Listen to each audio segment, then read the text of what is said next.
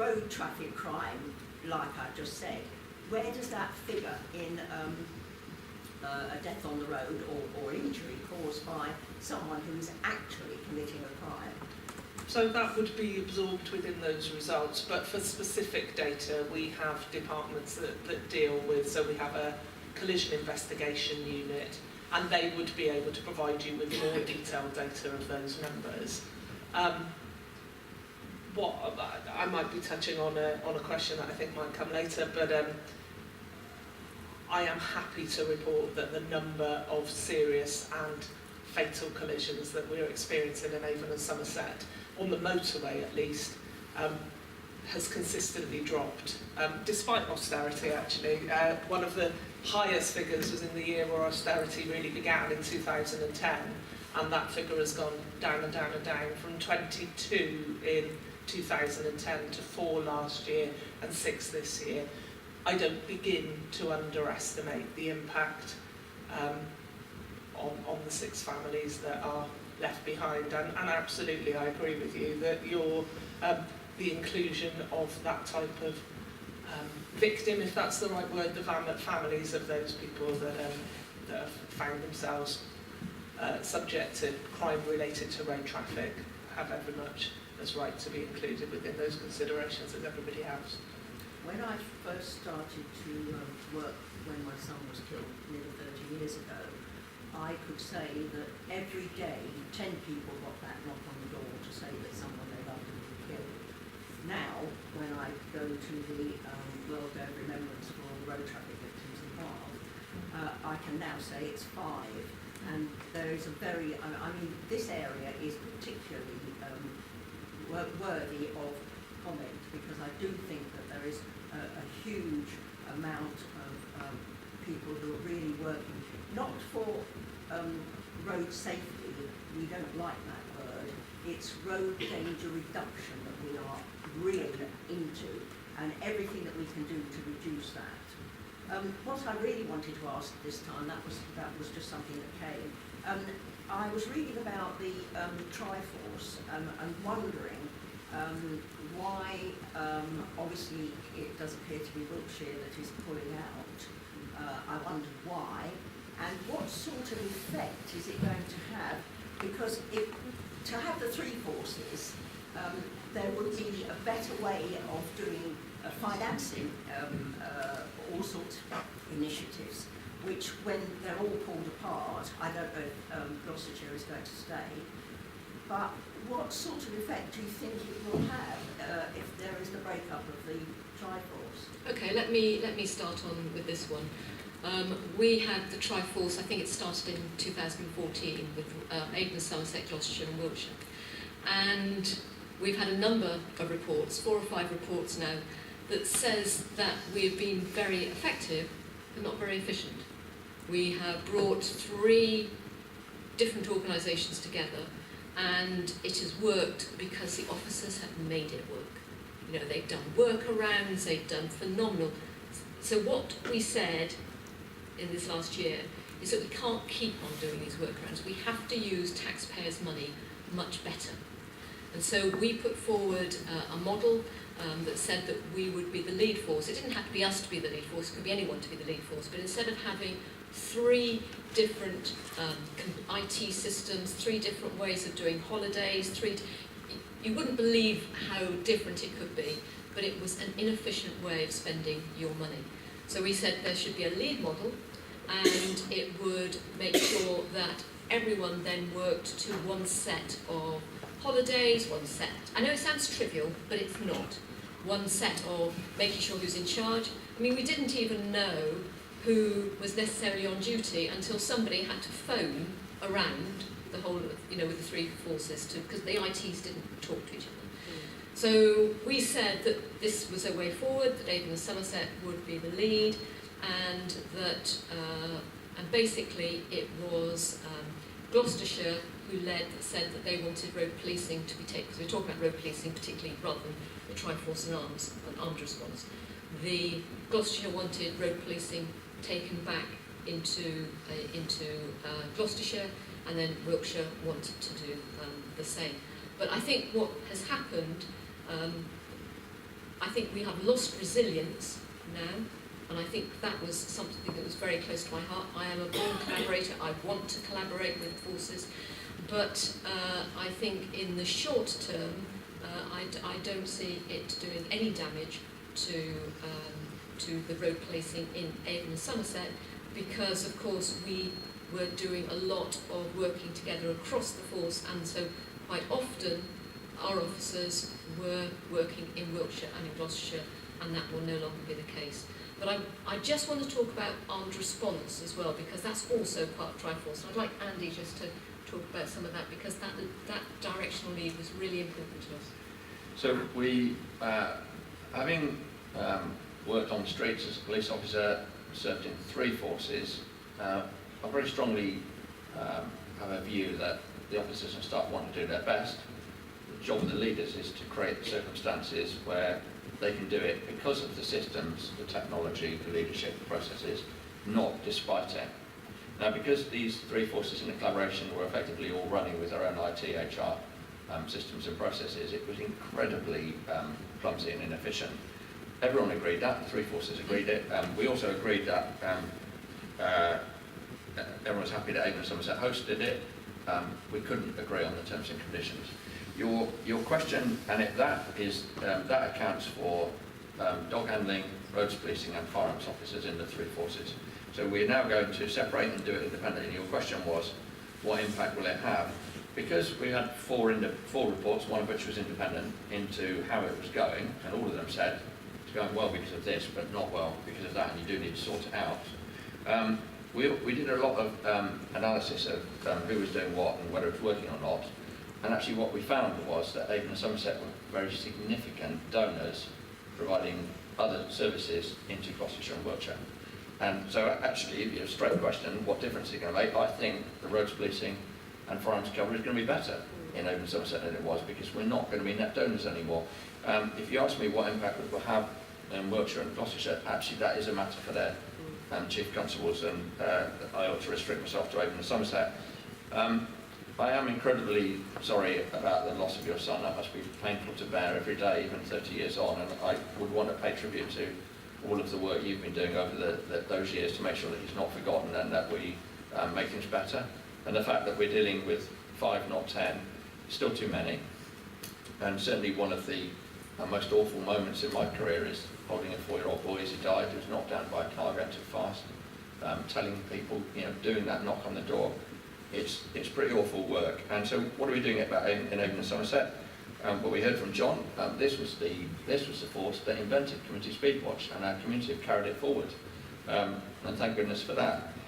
More recently, we're working with partners on enforcement, education, engineering, but we also benefit from the car construction changes that we've seen that make them safer places to be. But actually there is a very rich amount of data in this world, which partners, by my assertion, haven't always been getting the best out of. So that approach to predictive analytics that I talked about, we're working with Home Office, with Fire and Rescue in the South West, with local authorities, including some more progressive unitaries like North Somerset, which are working with us on this, to share data on a number of applications that tell us how to get better at doing our jobs. And some of the apps that we're running on road casualties and collisions really challenge some of the perceived wisdom and thinking about what we ought to do better. And so there's a lot more that we've got to do on this. Coming back to a moment for what John said, and I would say this, wouldn't I, but policing works. When we focus on things, we make a stunning difference. The problem is we've got rather a lot to focus on. I am concerned that our focus on drink driving, in particular drug driving, which is a new phenomenon really, isn't as sharp as I'd like it to be. We've just started the annual drink drive campaign, but to be honest with you, we ought to be having that level of enforcement all year round and some more, and that would be the sort of thing that we would be able to do if we had more people. Just one small thing. I noticed you used the word accident. Please don't ever use that. I corrected it with collision, but I apologise. I'm also telling everybody, it's such a, if you look in the dictionary, it says that for which the cause was not known and that which could not be prevented. So we might as well give up if that's the case.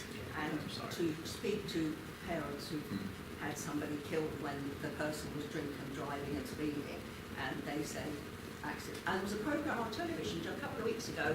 There's no such thing as an accident. The percentage is tiny, tiny, tiny. Yeah, I agree. Slip of the tongue, and I apologise unreservedly. Okay, any further questions? This gentleman?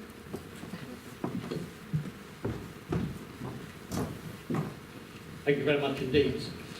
May I start by saying thank you very much for organising this evening. I've come through the door more enlightened now than I was when I came in. It's been well worth turning out from home for 2 hours. Sorry, just seems like 2 weeks. My thing is road traffic policing. I know you've kind of covered it, but the road conditions are changing. There's more cars on the road. Driving standards are plummeting at the moment on the motorways. I travel them very regularly. I've travelled them for years for work. And what happens? You have a road traffic collision on the motorway. Traffic stops, and then all the villages, all the towns just clog up, and we cannot cope with it. You've got people taking 2-3 hours to get to work.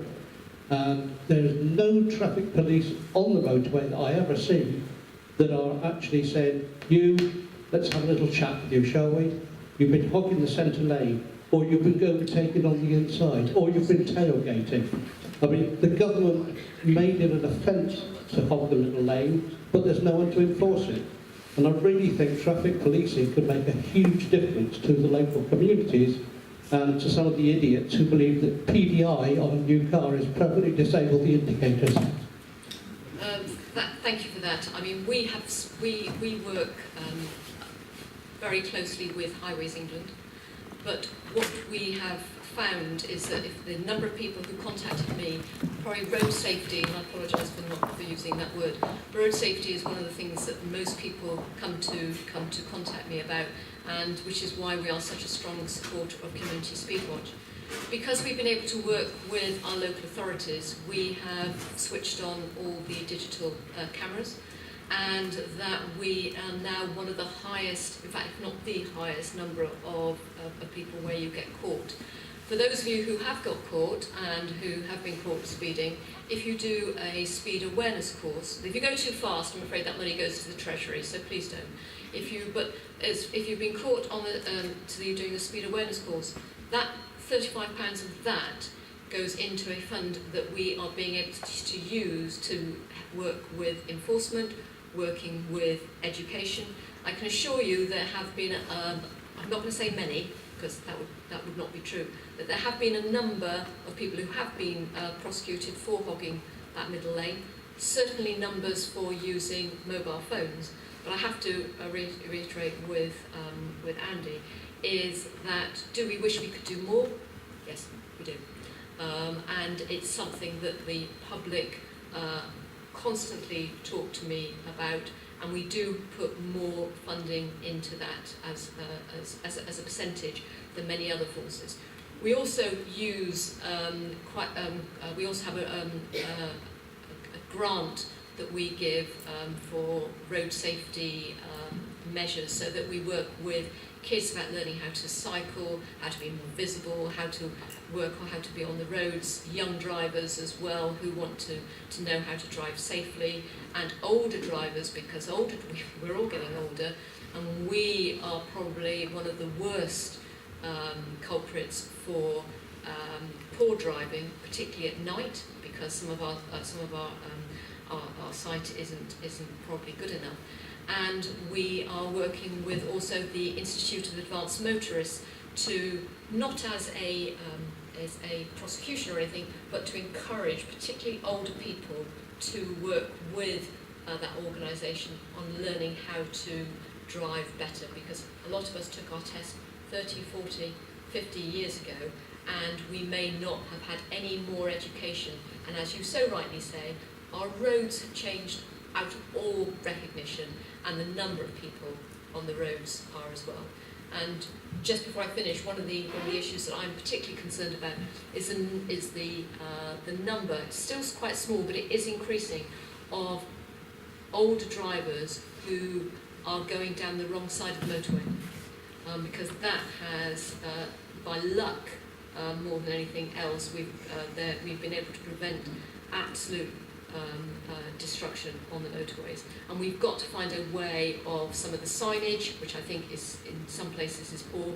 We've got to engineer the roads better so that you actually can't go left down the wrong way. But there is a lot of work, I think, that we have to do, particularly with some of our older drivers who need the driving licence because that's what gives them independence. So I'm absolutely aware of that, and if I wasn't, I'm telling you, my mother tells me that on a daily basis. So I fully recognise that, but we do have to educate drivers to be able to drive to the conditions, and I don't think we all do. Just quickly on the disruption, the problem with the southwest is that there's the motorway that goes through it, and when that blocks, there's very limited options around the outside of it without causing huge congestion. So just to reassure you, there's an awful lot of partnership work, an awful lot of planning with local authorities, highways and other people about who should do what, when and how quickly we can work to examine the scene and clear the motorway. But just to reassure you how important that is, if that motorway gets shut for any reason, I've got a gold commander, it's called the most senior officer in the force, on duty 24/7. There's someone who that will be. They will be run to say we've shut the motorway. Yeah, and I do that because actually Sue will probably ring me quite soon after and say, what are you doing, Andy? People have been meaning to say you should open it again. So we performance manage it very carefully.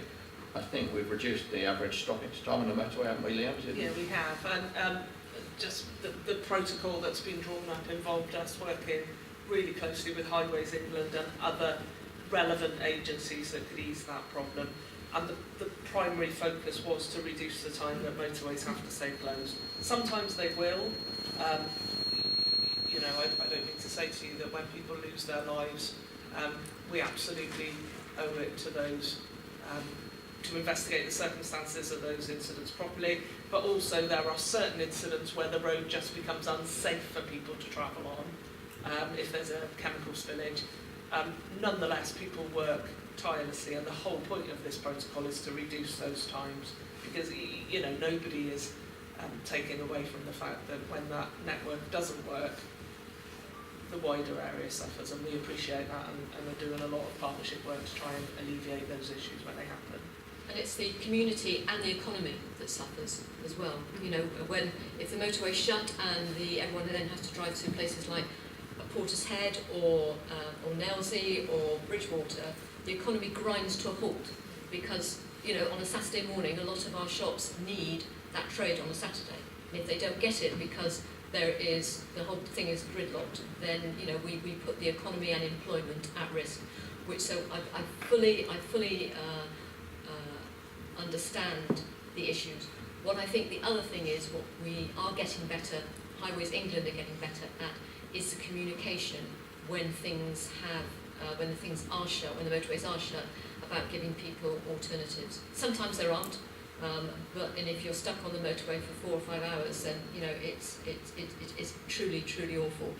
But we are increasing that social media and working with local radio and television to make sure that people know when it has been closed and try and give it an estimate of when it will be open.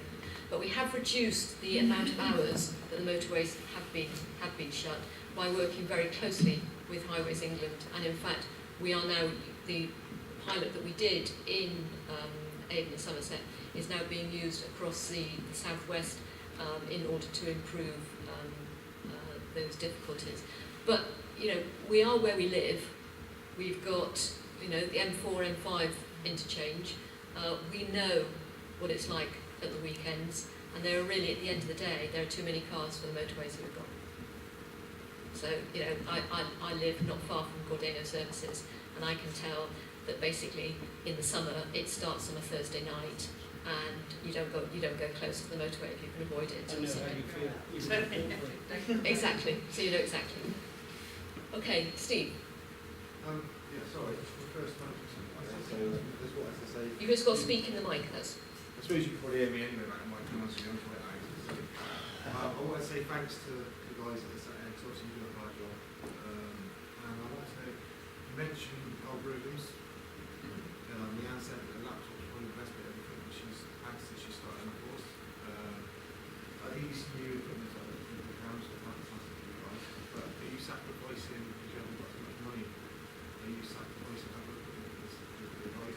It's our best 44% increase in life times. Are you guys getting a lot of equipment balance? No. Yes, we. I would. At what point do you feel you need to increase that when you've got officers coming out to college for 4% increase in life Yeah. time, and they're going good shorts and shirts? So. That's not Yeah, right, I want your Yeah. guys, No, that's I fine. want your guys to have the correct Yeah. having the laptops, the algorithms, and the cams are fantastic. They're really, really good. But are we then, like I said, are we looking at the bigger picture? These guys going out with full oil armour to things like. So. I don't want to get too pink and mushy about this, but we quite often refer to ourselves as the blue family. Right. I would not allow any one of those officers in front of you or my wider team to go out without the right kit. The reality is that That's an extra on top. the assaults on police are increasing. Yeah. The force takes that really very seriously, and there is now a comprehensive plan in place, and you could say, and I would expect you to, that's the sort of horse after the stable door when an officer's been assaulted. But there's a comprehensive plan in place led by the leaders to make sure that all our staff are properly handled and supported when they've been subject to an assault. There is a... So every single police officer that's going around and says that stuff as well? Yes, absolutely, 100% without exception. And what we also do is there is a regime when we re-qualify for the protective equipment, so the baton and the spray if people have got it in taser, all the vests are inspected on those occasions to check that they are still doing what they're meant to do. So we have people who are well trained in that regard, look at the vest, examine them, check for little things, little tears and rips, which compromise their efficiency, will absolutely go. We won't take risks with our people in that respect. The next question is about the next question is training. Are they every now and then are you retraining them? Every year. Every year. Every year. So, Steve, I'll give you about 15 to 20 officers and PCC staff are assaulted in Avon Somerset every week. Yeah. It's a lot. I write to them all. If they're all nasty, but if it's a particularly nasty incident, I'll ring up, speak to the officer or staff and see if we're doing everything we should. I also press the Crown Prosecution Service to take it very seriously, and we have the right welfare support in place. So I was standing next to a police officer in Bristol a couple of weekends ago, and we were talking about uniform, and I said, I used to be a chief in Hampshire. I bought a free one from Hampshire to wear, and so my uniform, I haven't got what they've got, but the officers now are standing in probably a couple of £1,000 worth of equipment, actually. We got fewer of them. We need to make sure they've got the best equipment to do the job. I've grown up in policing when actually our technology was utterly neglected. It was underinvested in, as was the equipment. I know some of the people here will remember this, but I patrolled Somerset, Bristol, St Paul's, South Bristol as a police officer without a staff vest. And we used to have to deal with knife crimes then. And I've dealt with a number of armed people. So I sort of, when sometimes people say the job's not what it was, one of my reactions is I'm thinking about the way in which we treat different communities and women, the way we're a more inclusive employer, the better equipment. I would say thank goodness for that. We've moved this on and we've got a fair way to go yet, if you see what I mean. In terms of training, there is an insatiable appetite for training in policing. Lots of people say you want to train on disability awareness, mental health awareness, drugs, roads policing, technology, all sorts of stuff. So the way in which we manage that is that we have a strategic training plan and then tactical delivery of it. So because there is so much needed, we have to be really switched on in what we give, how we give it, and what the priorities are. Every year they'll get an annual refresher. About 380 officers in Avon and Somerset also carry a piece of equipment called taser. There's a lot of misinformation about taser. If you said to me now, Andy, do you want to be hit with a baton or tasered? I'll take the taser any day of the week. Seriously, yeah, it's a bit of pain. The moment it's gone, it's switched off. And it is seriously medically safe for all conditions. And actually, it accords pretty much immediate compliance. I'd like to show you some. I've got loads of body-worn video of it being used. People get straight up, they're fine. It's not nice, it's painful, but I'd rather have that than a broken arm, just to get a shoulder, potentially fractures, facial injuries, cuts that won't heal. So there's a lot of misinformation about that. So we take the training and the equipment very seriously. Okay. Can I just come back, because I just want to see if there's any... are there any other questions that anyone wants to ask? Oh, sorry. And then we'll go to Mr. Weston. Then it's good for you, Mandy. Thank you, Nancy. Thank you very much. Firstly, I must apologise for having to keep leaving with my cough, so I'm sorry if I disturbed everybody. So I'm Anita Smith, I'm a Nailsea resident, and I'm a retired member of staff from Avon and Somerset. Can you hold it a bit closer? Oh, sorry. A few weeks ago in the national media, there was a few stories about West Midlands Police and some communities in Solihull who were taking it upon themselves to actually start patrolling the streets at night. And that was in quite a few of the newspapers. And I just wondered whether it's something you thought might appear here in Avon and Somerset at any stage in the future. Okay, thank you for that. I think we have to be very careful of vigilantism. I think the issue is when people start taking law into their own hands, then I think we are on a very slippery slope. There's also, I will also mentioned in that article, was the fact that there are some places, particularly there's one place in Somerset, Martock, that has it's referred to as a private army. I think there's a little bit of loss of bit economical with the truth here. There is a security officer, a security person who drives maybe 2 hours through a place on a Friday and Saturday night. I think that it has made, in that particular place, that has made no difference to antisocial behaviour. It has made no difference to the increase of anyone being charged. So I think what's important is that the police and officers and PCSOs have an amazing amount of intelligence, working with voluntary sector and members of the public, finding out lots of bits of the jigsaw. And I think that a private sector or anyone who is working, deciding to take the law into their own hands, they have no idea. If we look at paedophile hunters as well, they have no idea about what they are doing. They think that they are doing the right thing, but there has amazing ramifications. And the fact is, if it is and I'm going to use the word true paedophile, and please excuse, I won't have the right language here because I'm not a police officer. But the point is that if he's been outed, he's just going to go somewhere else. Whereas with the police, would have worked with the information that they have, and maybe have got enough package to have done a prosecution, because that's what we want. We would like these very unpleasant people behind bars. But just to do it, just to have a very superficial working with, and I think that's what these vigilantes do, very superficial bashing someone up. It's not tackling the problem at all. And so, no, I hope that we will never get to that stage.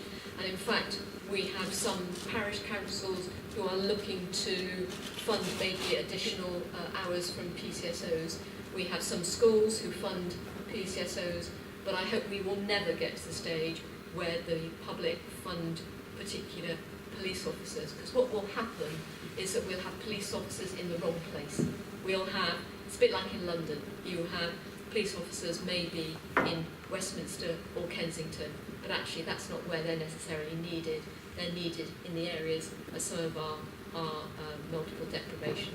So I hope that we will never get to that stage. So one of my national roles, and all chiefs have got some national responsibilities, is coordinating all UK assistance of the police internationally. And so I've seen a little bit of policing around the world, and UK policing and the way that we do it is envied globally. I worry actually that that's being undermined and taken for granted in our own backyard because of some of the cuts that we've dealt with and potentially will have to in the future. But the thing I know about safety, if you haven't got, because I've seen it, if you don't feel safe, it doesn't matter about anything else in your life. If you don't feel safe, particularly in your own home.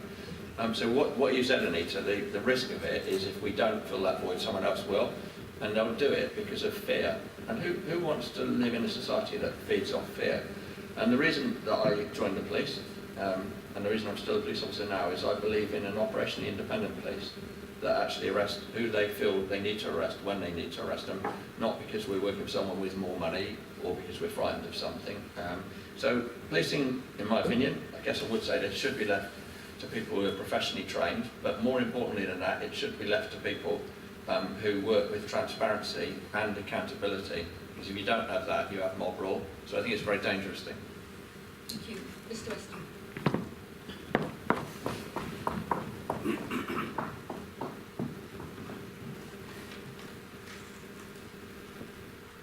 Sorry, I'll get the words out in a moment. We were all thinking of road traffic incidents, and what am I trying to say? Whenever I drive down the motorway, it amazes me that when I reflect back to what I learned with the Institute of Advanced Motorists, is how few people leave a 2-second gap between the vehicle in front. When there is an accident, we read so often in the press about all the other cars or lorries that just pile into the back. A suggestion, if this is practical with the technology that we have, and maybe introduced into hot zones to trial its efficiency, the suggestion I'm trying to come out with is this: is there any way, like we have speed cameras, that there could be a system put into place that measures the time difference between one car to the next? It's treated no differently than speeding. There are spot fines, so on and so forth. But the benefit to the police would be that you could take a percentage of that money and invest in whatever services you deem fit. But it seems that on motorways, unless people are educated to have that 2-second gap enforced, I mean, that would be a brilliant way of saving lives. So Alex, thank you. We have to be very careful, and I know this because I've made some mistakes in my career as well as done some things that went better. We should never look as though we're milking the taxpayer, because then we lose the public trust and confidence, if you see what I mean. So we have to be very careful to maintain that consent is the magic stardust of British policing. You've got to be very careful with it. And part of the local police and crime commissioner is to make sure that we take proper care of it. So the first thing we need to be careful about is money. But I've seen what you describe. It's already possible. When I was reviewing the mass shooting of civilians in Las Vegas, 66 civilians by the shooter from High, there's a Phoenix in Arizona is populated by driverless cars. And within 5 years, driverless cars are going to they'll be everywhere. And so cars, I was at the Bristol Robotics University last week talking to them about how we could use further automation with some of our processes to give more services to the public where they need them by people. And driverless cars will be tested in the UK now. And actually, human beings are wonderful creatures, but frankly they shouldn't be trusted to do some things, and there are some idiots on the road. It's not clever technology now, it's actually within our grasp. So what you're describing is just the tiny little sharp end of that. I don't think people will be driving cars in 5 or 10 years' time. Okay. Thank you. It's flicking, you see, and I can't actually see it.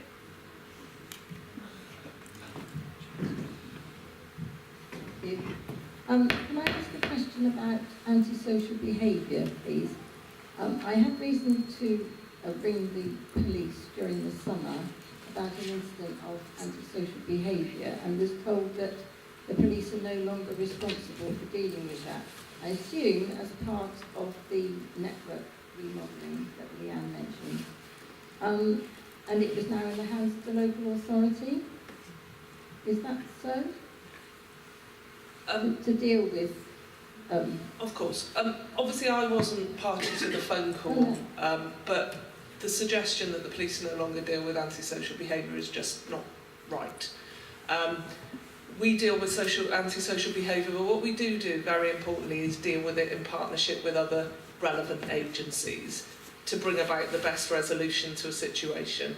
So I got your question this afternoon, rang a few partners around the county, particularly in the council and in housing, and the reality is when crimes are committed, the police always have a responsibility, and perish the thought of the day that that isn't the case.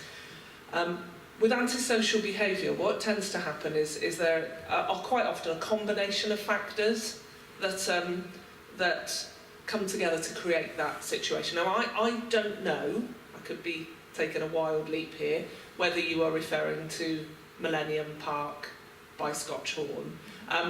I live in Nailsea myself, and when I read your question, I thought that was quite likely to be the case.